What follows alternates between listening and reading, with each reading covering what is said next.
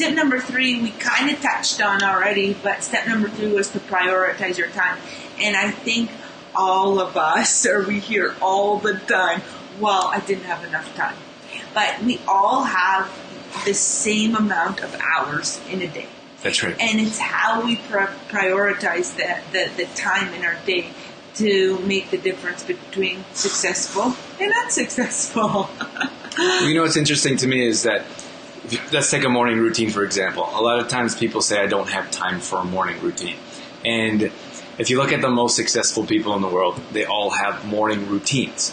And it could be anyone from someone someone that owns like a giant business that has thousands of employees. It could be a New York Times #1 best-selling author. Like whoever it is in all walks of life, it's very clear that those individuals set their day up for success. And that's why we feel it's so important. And if you haven't tried it before, just try it. Like set yourself up a few things, like 2 or 3 things that you do every morning for a week.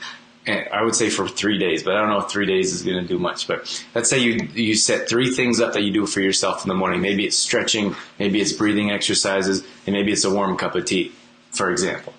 At the Cocoa Tree, maybe. Yes.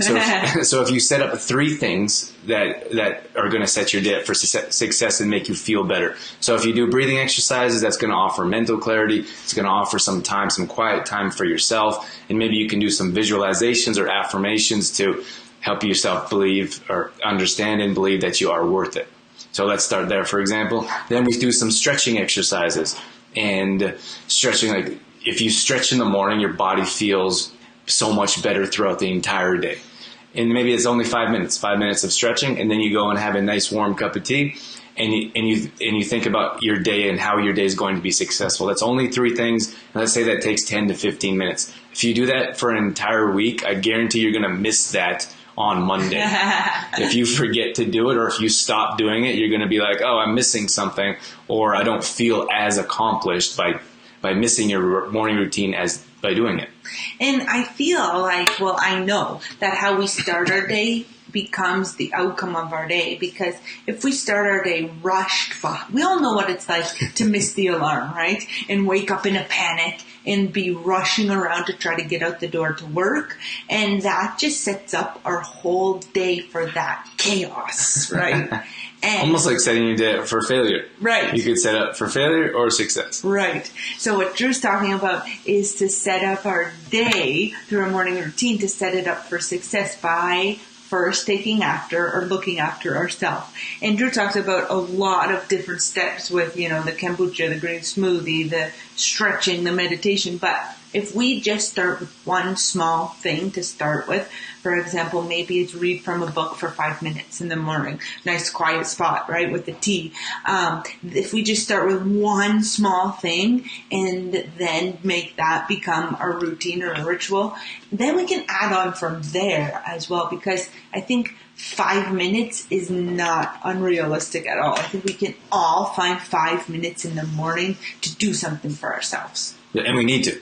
And if you want to set your day up for success, and we're talking about self-care here, and you want to pay attention to your well-being and setting yourself up, not just for success, but your whole lifestyle, I think that these little things will change your lifestyle and help you adapt and move closer to the goals and the dreams that you want to accomplish. If we're always late, if we're always rushing around the house, then we're always behind.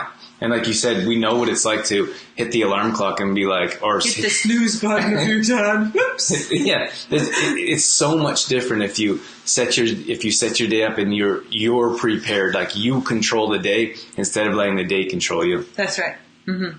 So I'm not too sure if we touched on prioritizing time, but we did touch on the importance of routines and taking after ourselves right from the beginning of the day.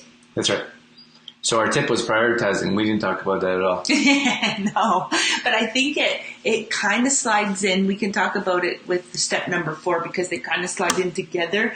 And step number 4 was being able or allowing yourself to say no and not feeling guilty about it, right? So it kind of goes with the prioritizing time.